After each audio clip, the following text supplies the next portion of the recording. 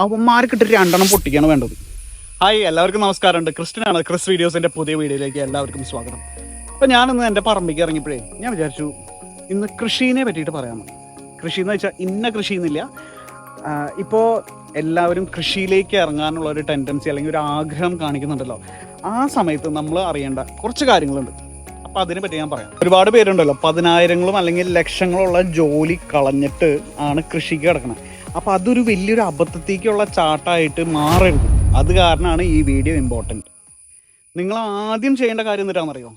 ഒരു വാഴ പോലും നടാതെ അല്ലെങ്കിൽ കൃഷീനെ പറ്റിയിട്ട് ഒരു കുന്തം അറിയാണ്ട് ചുമ്മാ നിങ്ങളുടെ അടുത്ത് വന്നിട്ട് കോഴി ഫാം തുടങ്ങുക അല്ലെങ്കിൽ കൂൺ കൃഷി തുടങ്ങുന്ന പറയുന്നവന്മാരില്ലേ, അവന്മാർക്കിട്ട് രണ്ടെണ്ണം പൊട്ടിക്കാണ് വേണ്ടത്.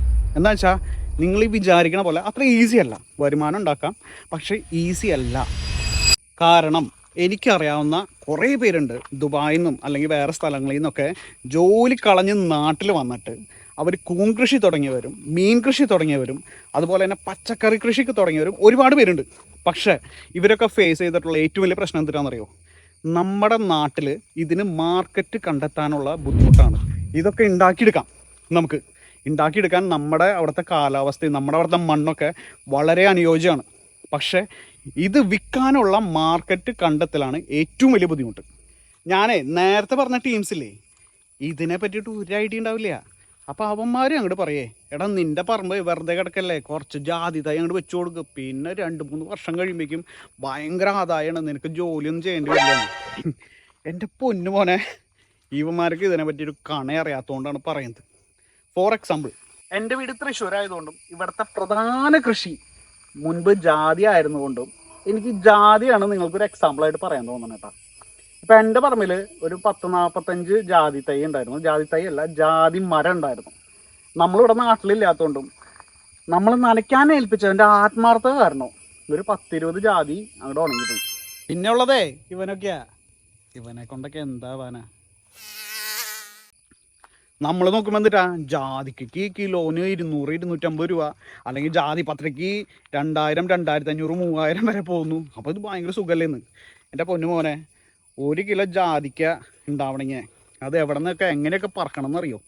ഇനി ജാതിക്ക പോട്ടെ, ജാതിപത്രി 1 കിലോ ആവണമെങ്കിൽ മിനിമം 6-8 കിലോ ജാതിക്ക പറക്കിയാലാണ് 1 കിലോ ജാതിപത്രി കിട്ടുക. നിങ്ങൾക്കറിയാമെന്നറിയില്ല, ഈ ജാതിക്ക ഉണ്ടല്ലോ ഒരുപാട് വെള്ളം വേണം. സമ്മറിൽ വെള്ളം കിട്ടിയില്ലെങ്കിൽ അത് അങ്ങോട്ട് ഉണങ്ങിപ്പോവും. നല്ല നന കിട്ടിയില്ലെങ്കിൽ ഇതിൻ്റെ കായ്ബലവും കുറയും. അതുപോലെ തന്നെ ഇതിന് നന്നായിട്ട് വളരണം. വളമിട്ടില്ലെങ്കിൽ ആ കൊല്ലത്തെ കായ്ബലം കുറവായിരിക്കും. പിന്നെ ഈ ജാതി കൃഷിക്ക് ഇറങ്ങുമ്പോൾ ഉള്ള വലിയ ചലഞ്ച് എന്ന് പറയുന്നത്, ഈ ജാതിക്ക ഉണ്ടായി തുടങ്ങി കഴിഞ്ഞാൽ നമ്മളെല്ലാ ദിവസവും ജാതിയുടെ കടയ്ക്ക് പോകണം, അത് പറക്കണം. ഇല്ലെങ്കിൽ ജാതിപത്രി ഉണങ്ങിപ്പോവും. നമുക്കറിയാലോ, മെയിൻ വരുമാനം എന്ന് പറയുന്നത് ജാതിപത്രി കിലോന്ന് 2000-3000 രൂപയാണ് വരാം.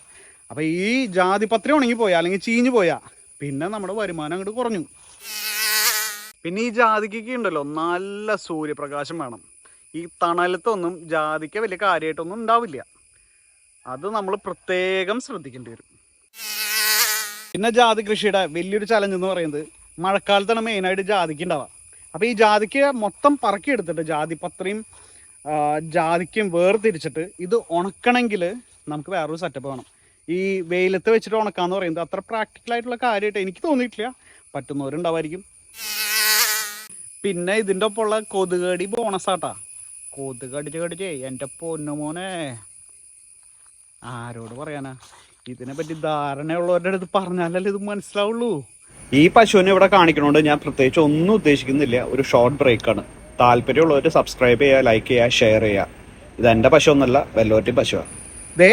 ഞാനൊരിക്കലും കൃഷി നല്ലതല്ല എന്നല്ലാട്ടാ പറയുന്നത്. കൃഷി ചെയ്യണം. ഞാൻ പറയുന്നത് എല്ലാവരും കൃഷിക്ക് ഇറങ്ങണം. പക്ഷേ എപ്പോഴും ഏതൊരു കൃഷി ആയിക്കോട്ടെ, അത് ചെയ്ത് പരിചയമുള്ള ഒരു 4-5 പേരുടെ അടുത്ത് പോയി അവരുടെ അടുത്തുനിന്ന് അവർ അനുഭവിച്ചിട്ടുള്ള അല്ലെങ്കിൽ അവർ നേരിട്ടിട്ടുള്ള പ്രശ്നങ്ങൾ മനസ്സിലാക്കി അതൊക്കെ ആ പ്രശ്നങ്ങൾ പരിഹരിക്കാൻ പറ്റാവുന്ന രീതിയിൽ നമ്മൾ കൃഷി ചെയ്താലാണ് സക്സസ് ആവത്തുള്ളൂ. കൃഷി ചെയ്യുമ്പോൾ കുറച്ചും കൂടി റിയലിസ്റ്റിക് ആയിട്ടുള്ള അല്ലെങ്കിൽ പ്രാക്ടിക്കലായിട്ടുള്ള കൃഷികളിലേക്ക് ഇറങ്ങാം. ഉദാഹരണം പറയുകയാണെങ്കിൽ വാഴക്കൃഷി, അത് നമ്മൾ വെച്ച് കൊടുത്ത് നന കൊടുത്ത് വളമൊക്കെ ഇട്ട് ഒരുമിച്ചാണ് അതിൻ്റെ ഹാർവെസ്റ്റ്. പിന്നെ അടുത്ത ബാച്ചാണ്. അതുപോലെ തന്നെ റംബൂട്ടാൻ, നമ്മൾ നന കൊടുക്കുന്നു, കാശ് മേടിക്കുന്നു, അവർ വന്ന് വലയിട്ട് അവർ തന്നെ പൊട്ടിച്ചു പോകുന്നു. ഈ എല്ലാ ദിവസവും ഇതിൻ്റെ കടയ്ക്ക് പോകുന്ന കൃഷികൾ മാക്സിമം ഒഴിവാക്കുന്നതായിരിക്കും നല്ലത്. പരമാവധി ഈ ലേബർ ചാർജസ് ഒഴിവാക്കാൻ നോക്കുക, അത്രേ ഉള്ളൂ. സ്റ്റഡീസ് എന്തിനാ പറയണതെന്ന് അറിയോ? 2050 ആകുമ്പോഴേക്കും വേൾഡ് പോപ്പുലേഷൻ 10 ബില്യൺ ആവുമെന്ന് പറയണേ. 10 ബില്യൺ എന്ന് പറഞ്ഞാൽ എത്രയാണെന്നറിയോ? 1000 കോടി. ഇതിനുള്ള ഞം വേണ്ടേ? അപ്പോൾ കൃഷി ഉൽപ്പന്നങ്ങൾക്കും ഡയറി ഉൽപ്പന്നങ്ങൾക്കും എല്ലാത്തിനും ഡിമാൻഡ് ഗ്രാജുവലി കൂടും. ഡിമാൻഡ് കൂടിയാലോ? ഒന്ന് ആലോചിച്ച് നോക്കിയേ. നമ്മുടെ ജിയോഗ്രഫിക്കൽ ഫീച്ചേഴ്സും അതുപോലെ തന്നെ ഇവിടുത്തെ വെള്ളത്തിൻ്റെ ലഭ്യത, ഇവിടുത്തെ അറ്റ്മോസ്ഫിയർ എല്ലാം ഏതൊരു കൃഷിക്കും ഏറ്റവും ബെസ്റ്റാണ്. അപ്പം അതാണ് സപ്പോർട്ട് നമുക്കാ. അപ്പം എല്ലാവരും മാക്സിമം കൃഷി പ്രോത്സാഹിപ്പിക്കുക, കൃഷിയിലേക്ക് ഇറങ്ങുക, പുതിയ പുതിയ ടെക്നോളജീസ് ഉപയോഗിച്ച് കൃഷി ചെയ്യുക. ഇപ്പോൾ ഞാൻ ജാതിയുടെ കാര്യം പറഞ്ഞ പോലെ ഒരുപാട് ചലഞ്ചസ് എല്ലാ കൃഷിയിലുണ്ട്. പക്ഷേ ഇതിനെ പറ്റി പഠിച്ച് ഇത് നേരിട്ട് അല്ലെങ്കിൽ ഇതിന് എന്തെങ്കിലും പോംവഴി കണ്ടെത്തി മുന്നേറുമ്പോഴാണ് നമ്മൾ കൃഷിയിൽ സക്സസ്ഫുൾ ആവുന്നത്. ഇനി കൃഷിക്ക് ഇറങ്ങുന്നവർ മെയിനായിട്ട് ഫോക്കസ് ചെയ്യേണ്ടത് ഹൈടെക് ഫാമിംഗ് നോക്കുക, അതുപോലെ തന്നെ ഓർഗാനിക് ഫാമിംഗ് നോക്കുക, അതുപോലെ തന്നെ precision agriculture, hydroponics, vertical farming ഒക്കെ വളരെ നല്ലതാണ്. സ്ഥലപരിമിതികളുള്ളവർ ചെയ്യാൻ പറ്റാവുന്ന അല്ലെങ്കിൽ പരീക്ഷിച്ച് നോക്കാൻ പറ്റുന്ന ഏറ്റവും നല്ലൊരു കൃഷി രീതിയാണ്. അതായത് വെർട്ടിക്കലായിട്ടുള്ള സ്പേസിൽ നിന്ന് നമുക്ക് കൂടുതൽ ഇൻകം ജനറേറ്റ് ചെയ്യലാണ് ഈ വെർട്ടിക്കൽ ഫാമിംഗ്. പിന്നെ ആദ്യം പറഞ്ഞ കാര്യം ഓർമ്മയുണ്ടല്ലോ, പലവും പറയും കാശിൻ്റെ കുന്നിപ്പ് കാണിക്കാൻ വേണ്ടിയിട്ട് ചുമ്മാ ഓരോന്നിൽ പോയി ചാടി വെറുതെ കാശ് കളയാൻ നിൽക്കണ്ട. ഈ പണി അറിയാവുന്നവരുടെ അടുത്ത് പോയിട്ടേ കാര്യങ്ങൾ ചോദിച്ചു മനസ്സിലാക്കിയിട്ട് മാത്രം കൃഷിക്ക് ഇറങ്ങും, അല്ലെങ്കിൽ അട്ടപ്പടലം മൂഞ്ചു. അപ്പോൾ ഗൈസ് ഞാൻ നിർത്താട്ടാ. എന്തായാലും ബെസ്റ്റ് ഓഫ് ലക്ക്, നല്ലൊരു കൃഷിക്കാരനാവട്ടെ.